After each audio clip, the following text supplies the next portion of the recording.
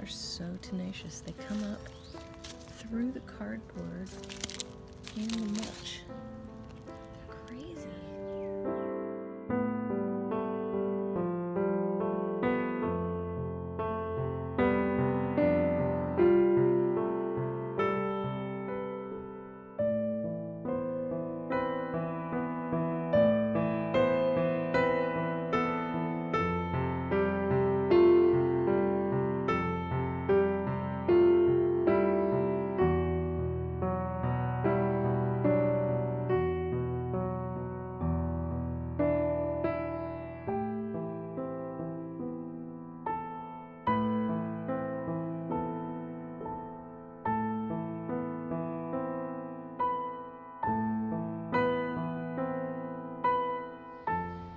I just noticed a bird going in and out of that birdhouse.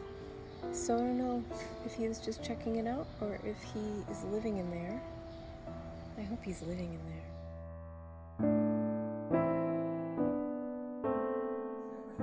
Heaven is today and heaven is now.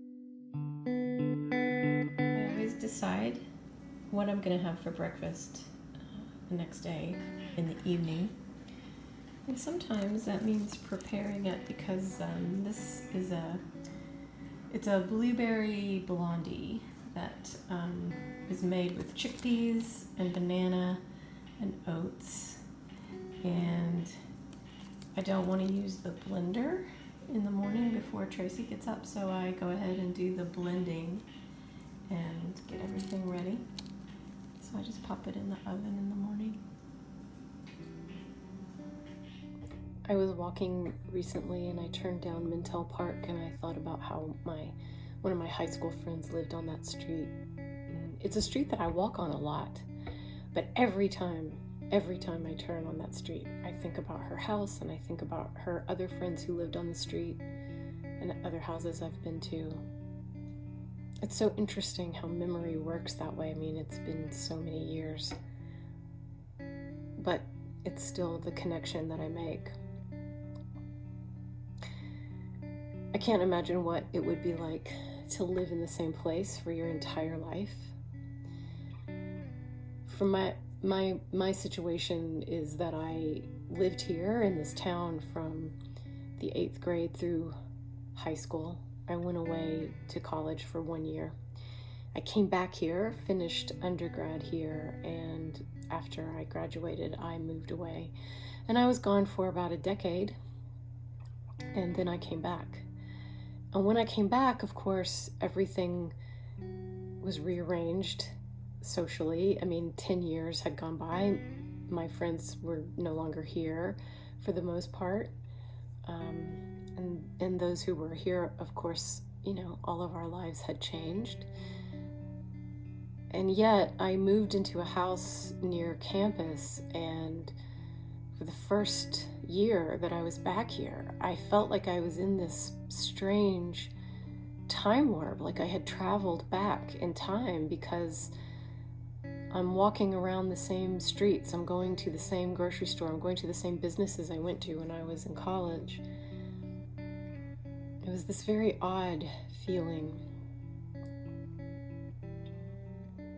Memory, I guess, the way that our memories are triggered all the time, it gives us this opportunity to heal anything that's left unhealed. It gives us an opportunity to retrace our steps, to go back through our stories and let go of the threads that we don't want to be weaving anymore.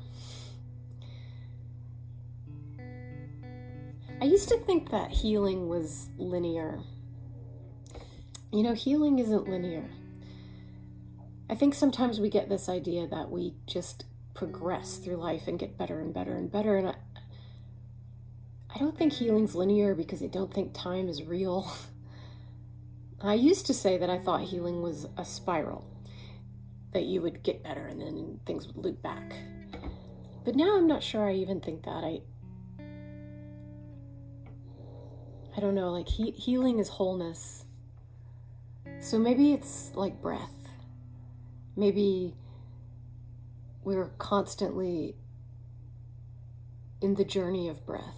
And sometimes we're pulled in and constricted, and sometimes we're expanding out into wholeness. Maybe that's how life is. Maybe that's how healing is.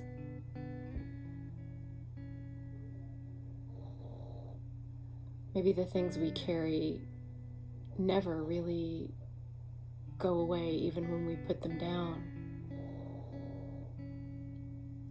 Maybe there are some things buried so deeply in our cells, in our blood, in our DNA, that we can't really put them down.